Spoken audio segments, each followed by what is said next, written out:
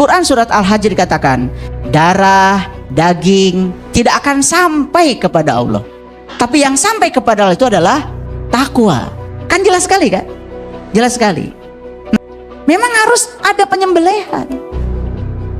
Tetapi penyembelihan yang dimaksud oleh Al-Quran bukan sekedar menyakiti makhluk lain yang tidak berdosa. Hargai, mereka sudah merelakan dirinya untuk disakiti oleh kita. Yang namanya makhluk ketika dilukai pasti sakit. Tetapi pengorbanan mereka sekarang diganti dengan apa? Tekad dalam diri kita untuk menyembelih segala sifat-sifat kebinatangan yang ada pada diri kita. Itu yang paling penting. Itu esensi.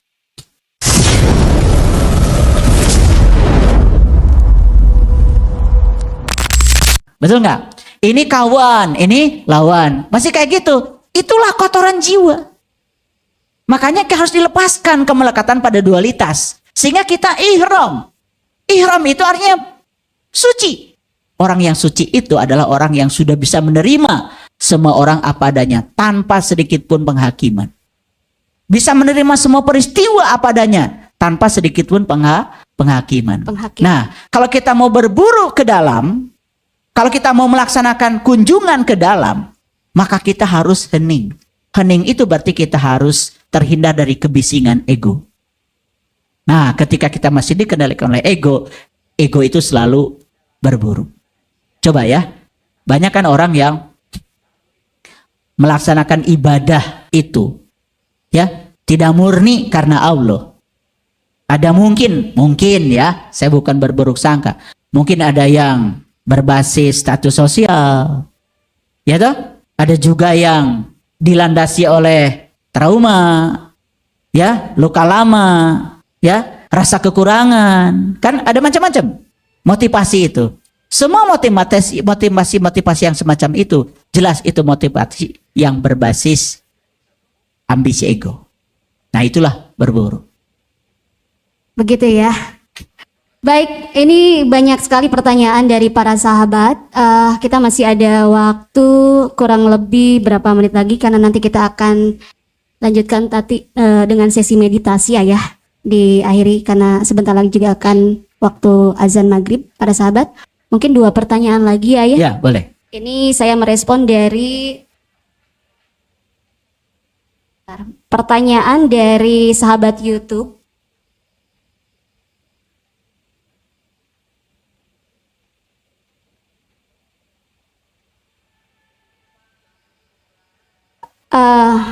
Ayah, bagaimana cara membedakan kata-kata yang muncul di dalam diri antara dari pikiran dan hati? Karena selama ini saya merasa hati pun suka berkata-kata ya. Nah, seperti itu Ayah, mohon pencerahannya. Iya. Dari Pak Dedi Supriyadi ya. Pak Dedi Supriyadi. Oke. Terima kasih Pak Dedi. Pertanyaannya sangat keren. Bagaimana membedakan kata-kata yang muncul dari pikiran dan dari hati? Ya. Sebetulnya pertanyaan ini mungkin perlu diluruskan dulu. Apakah pertanyaan ini muncul dari ego atau dari kesadaran? Mungkin begitu maksudnya. Ya. Tetapi tidak salah sih, karena kadang-kadang yang berhubungan dengan kebenaran sering dikaitkan dengan hati. Gitu. Sangat sederhana sebetulnya. Sangat sederhana. Kata-kata yang muncul dari kesadaran itu biasanya membawa keheningan. Tapi kalau kata-kata yang muncul dari pikiran biasanya membawa kebisingan. Kata-kata yang muncul dari kesadaran biasanya membawa kita rileks. Sedangkan kata-kata yang muncul dari pikiran biasanya membuat kita jadi tegang. Itu. Kata-kata yang muncul dari pikiran biasanya berulang. Tapi kalau kata-kata yang muncul dari kesadaran biasanya hanya sekali.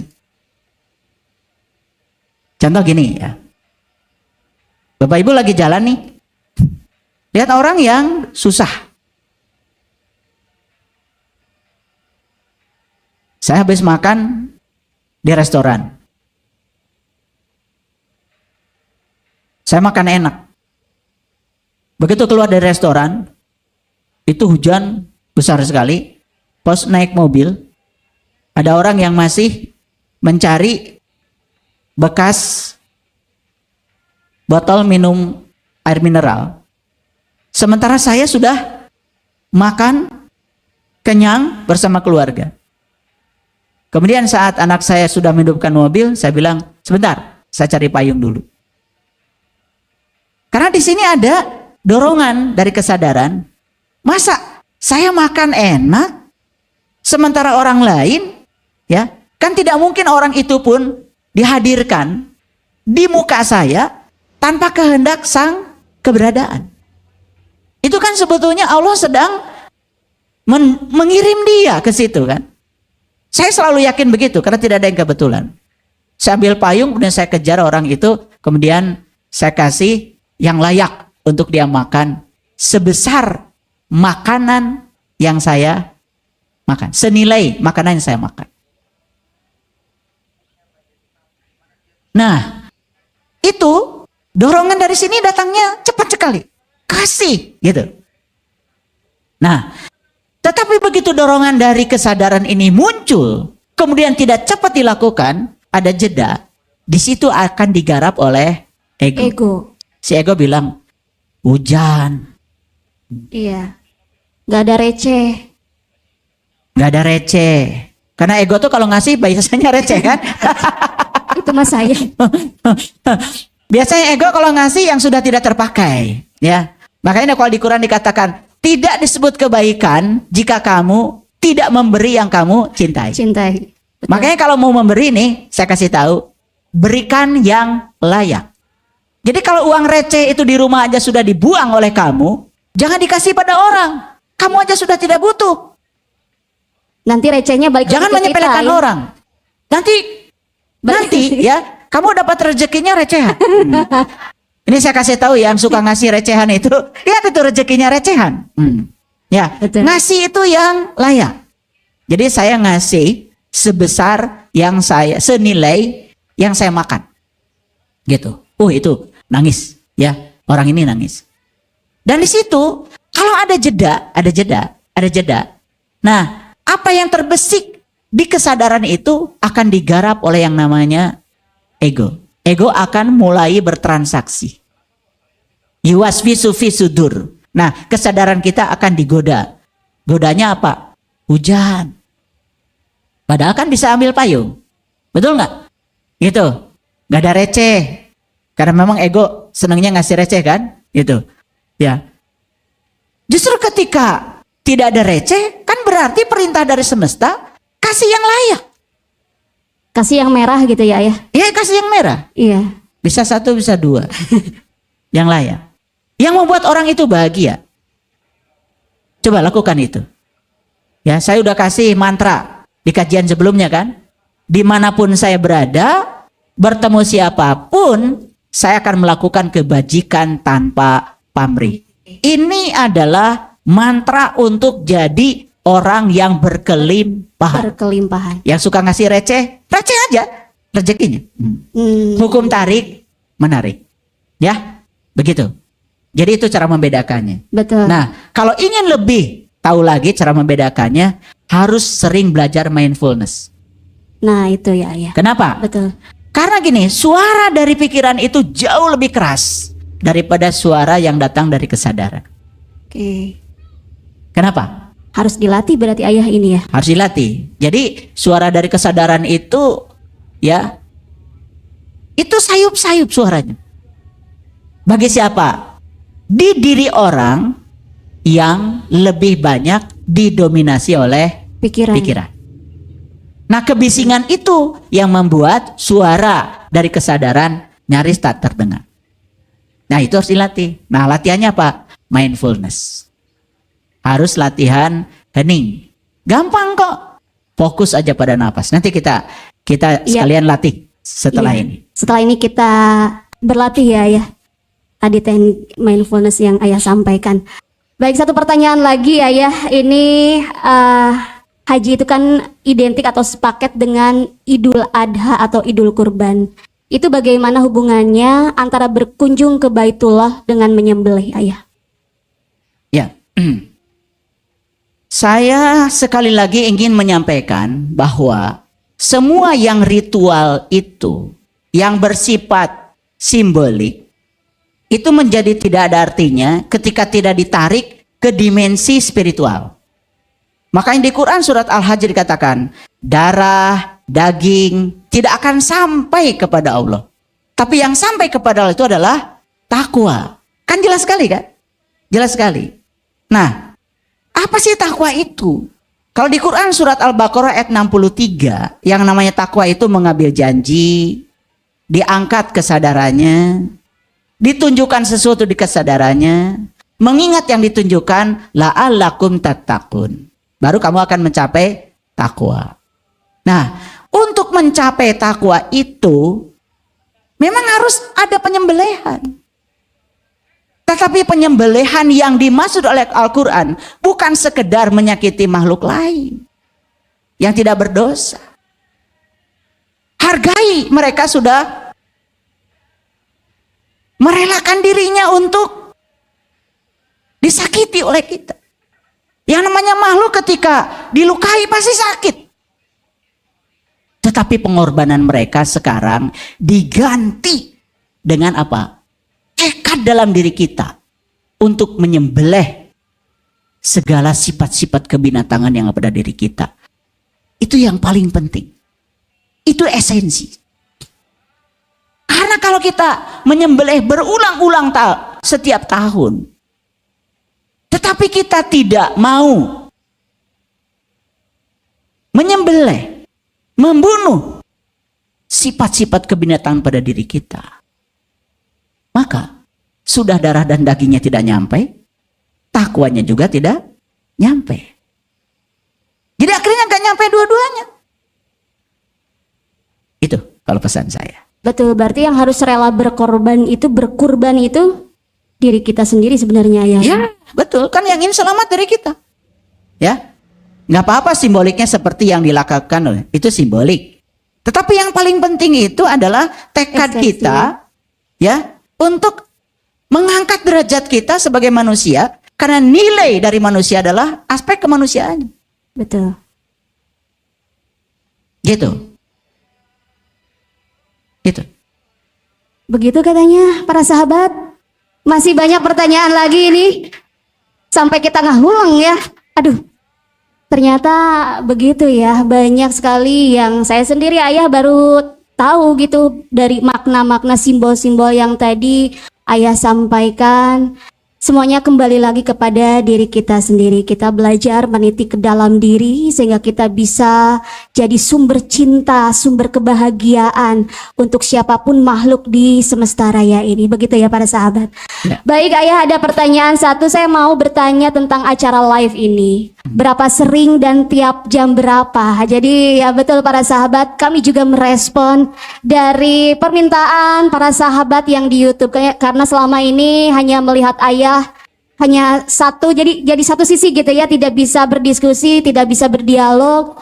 Kita merespon dengan diadakannya acara di sore hari ini. Alhamdulillah Allah merestui, semesta merestui. Dan nanti kita akan adakan kembali, tapi waktunya kapan? Tunggu aja informasinya, akan kami share di medsos official Ayahanda Guru Saiful Karim. Begitu ya para sahabat. Untuk pertanyaan-pertanyaan yang belum terjawab, tentu saja berarti kita harus belajar bersabar. Kita jangan ingin ego kita, berarti itu ego. Kenapa sih tidak dijawab gitu ya? Kenapa sih waktunya habis, waktunya kurang panjang dan lain sebagainya. Gitu ya. Baik, para sahabat, kita akan tutup kegiatan kita kali ini dengan meditasi mengakses energi raksasa ya. Ya. Baik. Begitu. Jadi para sahabat, baik yang sedang mengikuti di live YouTube dan juga live TikTok, silahkan bisa mengkondisikan di tempatnya masing-masing. Begitu juga sahabat yang sudah hadir di studio, silakan kita mempersiapkan diri masing-masing. Ya, baik. Ya. Ya, sekali lagi, ego selalu berbicara waktu tidak cukup. Ego selalu berbicara sayang sekali. Ya, pertanyaan saya tidak dijawab. Tapi kalau kita percaya kebijaksanaan semesta, maka kita akan menemukan jawabannya. Karena memang sore ini yang kita butuhkan adalah yang diingini oleh semesta. Kenapa hanya pertanyaan itu yang dijawab? Ya sudah, itu aja, nikmati. Itu aja udah alhamdulillah dijawab kan gitu. Jadi tidak semua pertanyaan harus dijawab. Gitu. Saya pindah ke sini. Betul. Silakan sebentar, kita akan. Ya, baik para sahabat yang ada di rumah juga silakan bisa mengkondisikan. Kita akan mengikuti meditasi bersama di sore hari ini, dan para sahabat yang ada di studio juga bisa mempersiapkan diri masing-masing. Ya, baik. Silakan semuanya yang di rumah mengambil posisi duduk yang nyaman. Usahakan selama ikut meditasi dengan saya tidak nyender di kursi supaya kita selalu dalam keadaan terjaga. Yang di rumah silakan yang bisa duduk bersilalah. Ya, tidak ada aturan, silakan tangannya serileks mungkin. Karena kalau saya gunakan tangannya harus begini begitu, ya kasihan ada yang rematik malah jadi tidak nyaman selama meditasi. Jadi tangannya silakan, yang penting jangan kemana-mana tangannya, diam. Oke, baik. Ada 2 meditasi yang akan saya lakukan sore ini. Pertama, meditasi merebut energi kesadaran dari pikiran, dan lanjut nanti dengan memasuki energi raksasa tanpa batas. Baik ya, silakan duduk yang rileks, tegakkan pinggangnya, tegakkan punggungnya, tegakkan lehernya, luruskan wajah ke depan. Meditasi yang pertama kita akan merebut energi kesadaran yang dicuri pikiran. Silakan dipejamkan matanya, ditutup mulutnya. Fokuskan seluruh kesadaran pada nafas. Fokuskan pikiran kita pada ujung batang hidung, tempat keluar masuknya nafas. Sadari sepenuhnya kalau nafas adalah penghubung antara diri sejati kita yang di dalam dengan semesta luas tanpa batas. Semua makhluk mengambil energi dari ruang kosong ini lewat nafas. Karena ruang kosong ini adalah tandon energi. Ruang kosong ini adalah tempat energi ilahi disediakan buat semua makhluk. Dan semua makhluk mengambil energi untuk kehidupannya dari ruang kosong ini.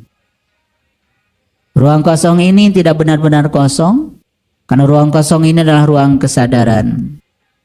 Ruang kosong ini adalah energi universal tanpa batas. Ruang kosong ini adalah medan energi yang menyelimuti seluruh makhluk.